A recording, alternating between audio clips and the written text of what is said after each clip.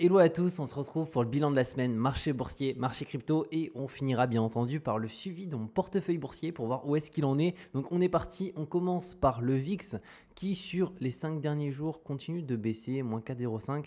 Donc on est en dessous des 14, si on se met sur 5 ans, vous allez le voir, on est sur des niveaux assez bas en fait qu'on avait avant mars 2020, voilà à peu près, où on avait du 12, du 13, du 14.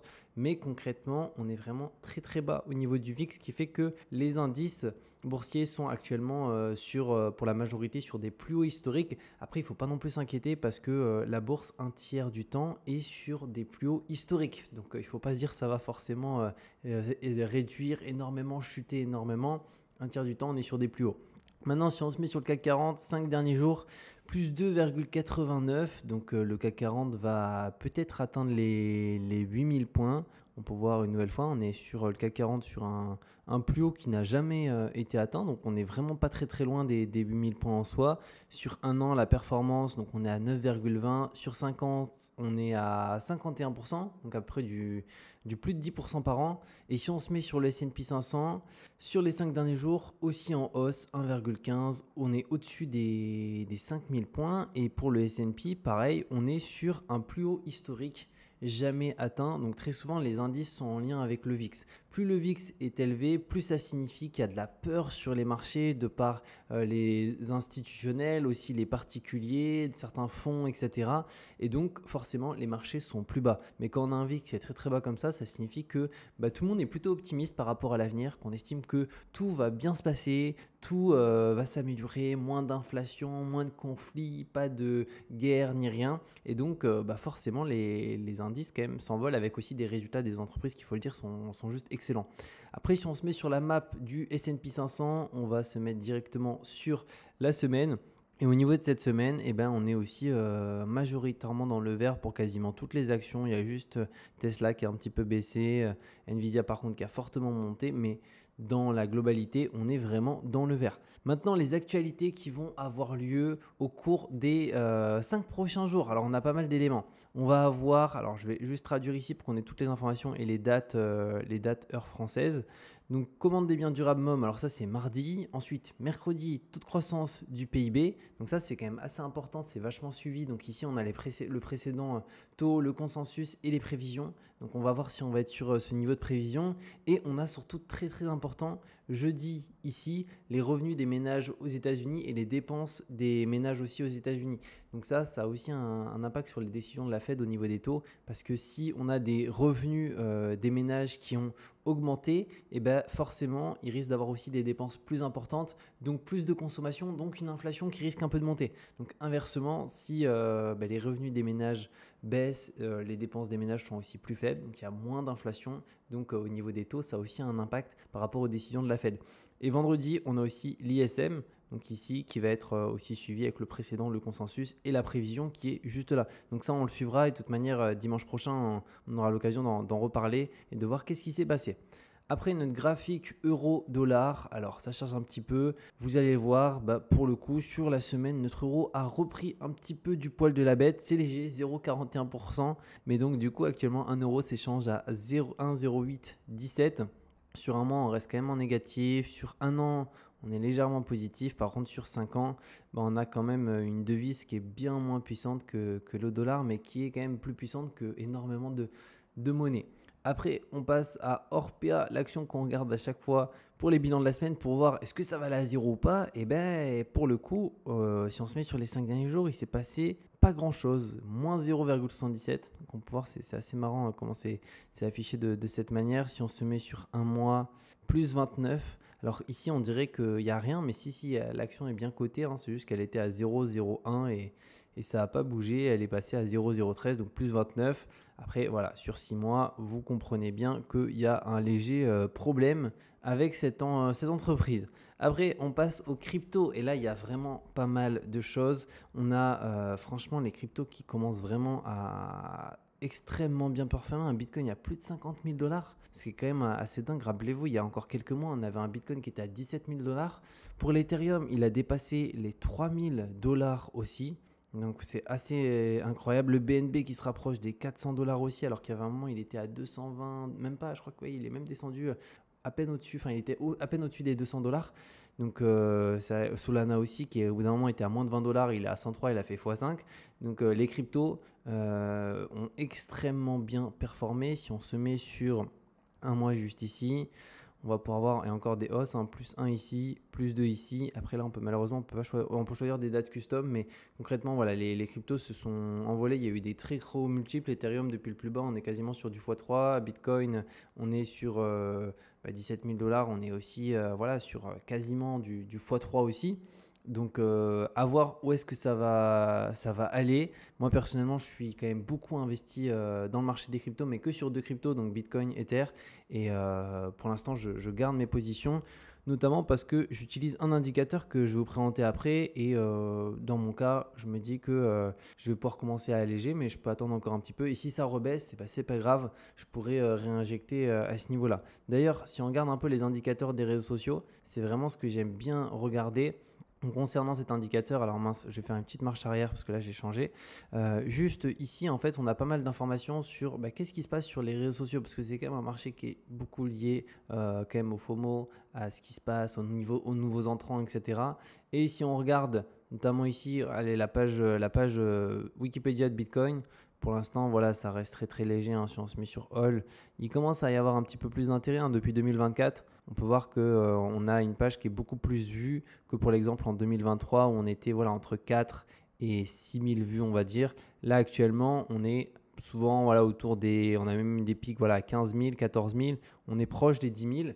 Donc ça, c'est quand même un bon point. C'est-à-dire qu'il commence à y avoir peut-être un petit intérêt, mais vous allez voir que c'est très léger parce que j'ai pris l'exemple d'un créateur de contenu français assez connu sur le marché des crypto-monnaies qui s'appelle Julien Roman. Et pour le coup, il est quand même très connu, hein, il a 300 000 abonnés, etc.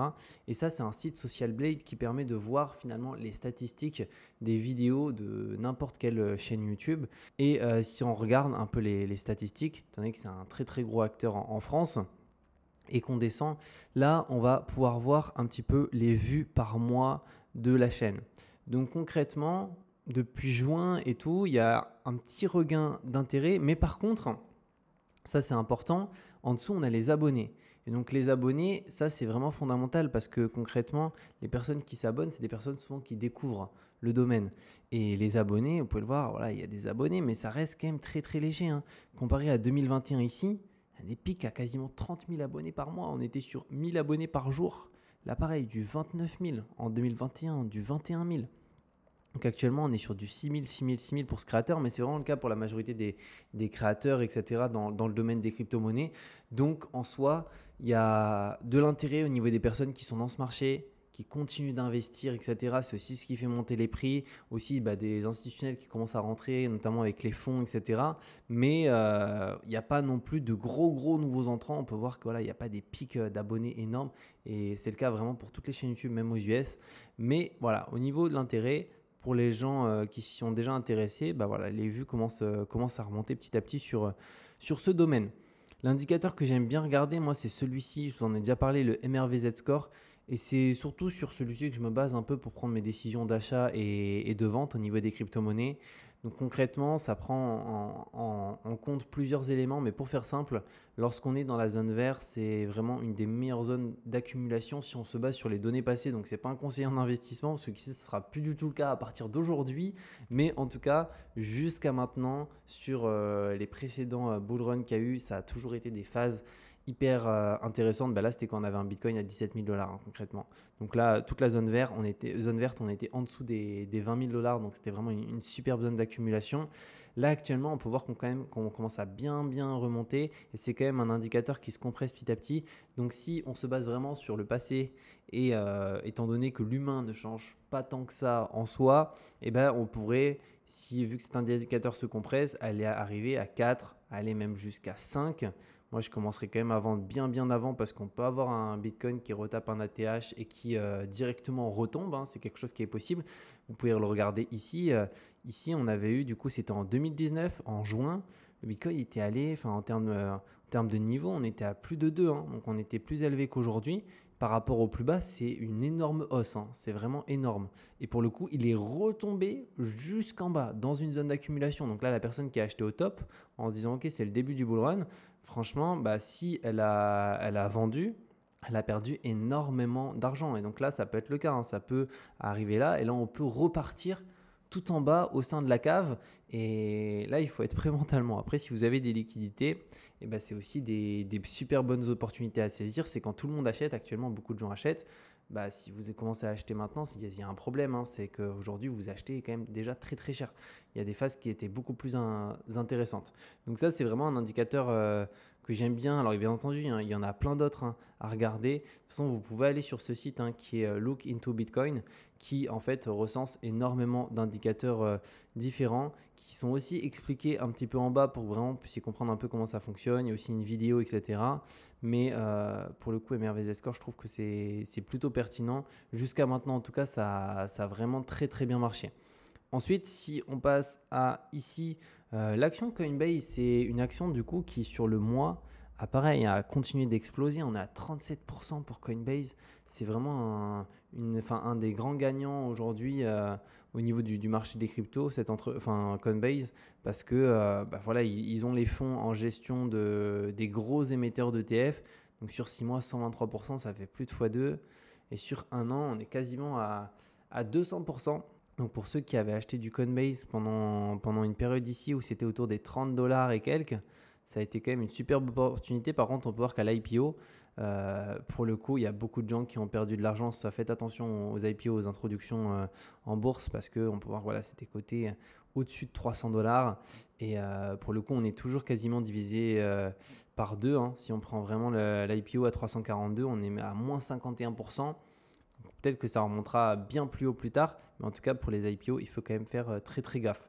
Après, on passe aux actus crypto. On commence en premier lieu par Binance, 4,3 milliards de dollars. C'est le montant que Binance doit désormais régler à la justice américaine. C'est vraiment énorme. Donc c'est une sanction qui fait suite aux infractions aux règles de lutte contre le blanchiment d'argent pour lesquelles l'ancien PDG, donc CZ, avait plaidé coupable. Donc c'est une amende qui va être payée. C'est vraiment aussi quelque chose qui, en termes de montant, on est vraiment sur quelque chose de stratosphérique. Et le concernant, donc on peut le voir, on a eu ici le montant de l'amende à régler par Binance avait également été défini à ce moment-là par la justice américaine, après que CZ se soit personnellement vu contraint de débourser 50 millions de dollars. Bon, 50 millions pour CZ, c'est pas fou, hein.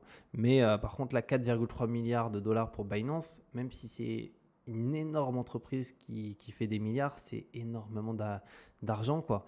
Ce dernier, qui se fait très discret depuis cet événement, doit comparaître devant la justice à la fin du mois d'avril prochain, alors qu'il encourt jusqu'à 18 mois d'emprisonnement.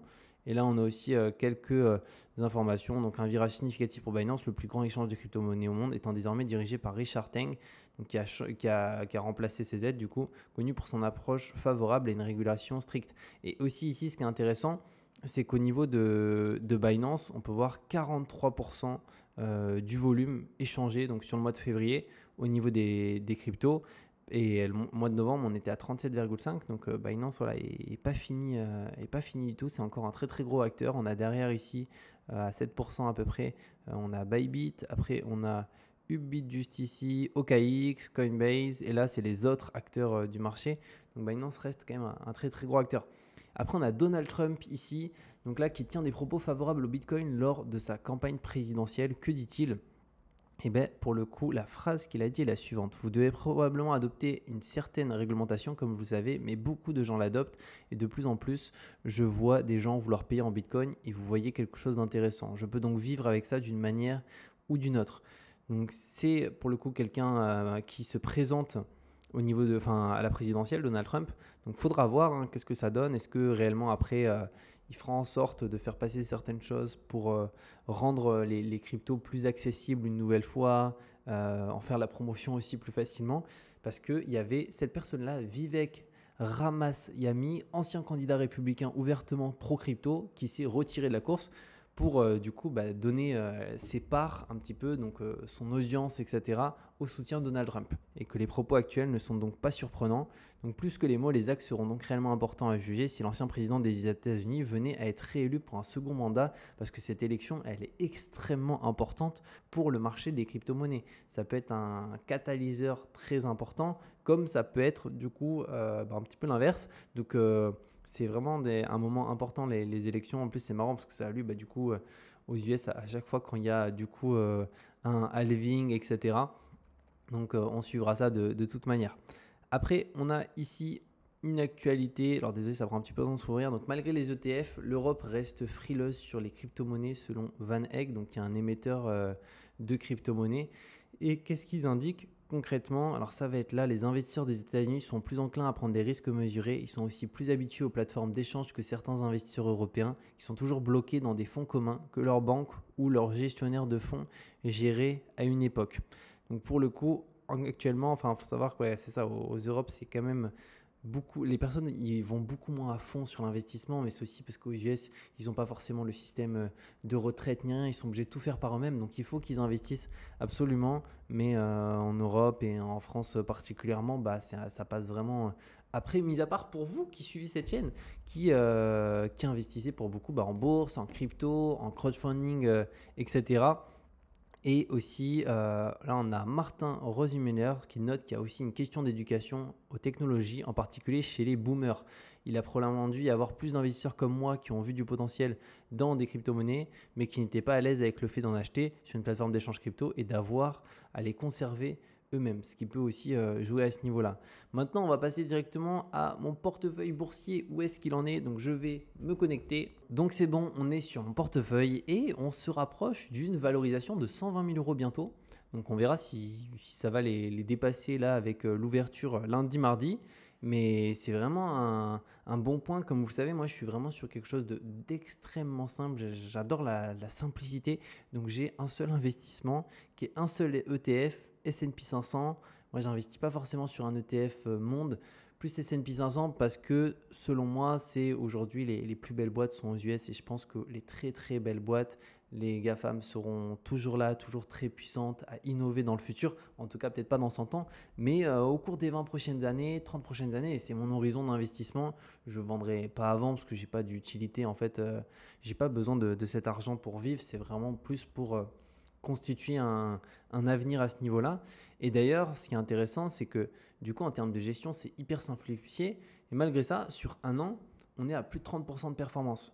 Alors que bah, j'ai regardé des vidéos dernièrement de personnes qui sont sur YouTube et qui présentent leur portefeuille, etc. Ils passent du temps sur leurs investissements et au final, en un an, ils ont fait 10% de performance, voire même certains 5%. Je me dis comment c'est possible. Si on passe du temps sur ces investissements, c'est pour faire plus au minimum que le marché. Et si ce n'est pas le cas, bah, ça ne sert à rien. Autant investir directement sur un indice, peu importe l'indice, à vous après de réfléchir et c'est aussi en fonction de vos convictions. Mais pour le coup, moi, je trouve ça beaucoup plus intéressant de focus sur son travail et avec son travail, d'investir son argent directement après sur la partie bourse, crypto, crowdfunding pour faire fructifier cet argent. Mais aujourd'hui, ce n'est pas rentable, je pense, de passer énormément de temps à se dire je vais choisir telle action, je vais choisir tel ETF, je vais faire une stratégie où je vais vendre mon ETF, je vais arbitrer, je vais l'organiser comme ça. Parce que malheureusement, notre temps, il est extrêmement précieux et donc il vaut mieux l'utiliser et calculer vraiment la rentabilité de son temps en fonction de l'activité. Et clairement, la rentabilité de son temps, souvent, c'est sur une activité professionnelle. C'est sur un business que c'est rentable, c'est sur une activité de salarié où on va faire plus d'heures, etc. Et là, pour le coup, il y a un vrai levier qui est hyper intéressant. Donc voilà par rapport au portefeuille.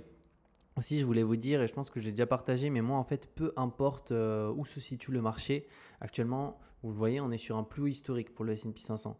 Moi, dans mon cas, ça ne change rien à mes investissements. Qu'on soit sur un plus haut ou un plus bas, j'investis en fait dès que j'ai des fonds directement, plus haut, plus bas, ça change strictement rien. Je ne time pas du tout le marché, je ne sais pas prédire le marché, je ne suis pas un analyste et même les analystes se plantent professionnels qui travaillent dans de gros cabinets, dans de grands fonds, etc.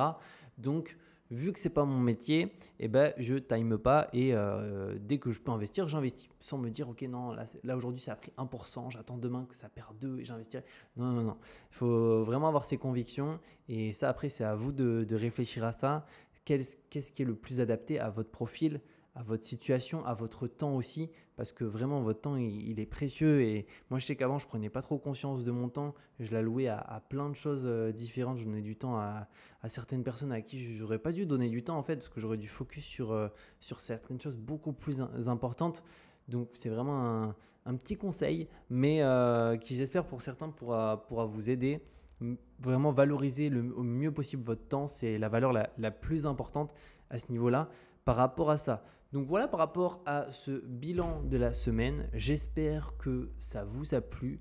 Je vous mets 2 autres vidéos sur la chaîne juste ici. N'hésitez pas à aller les voir et on se retrouve très bientôt.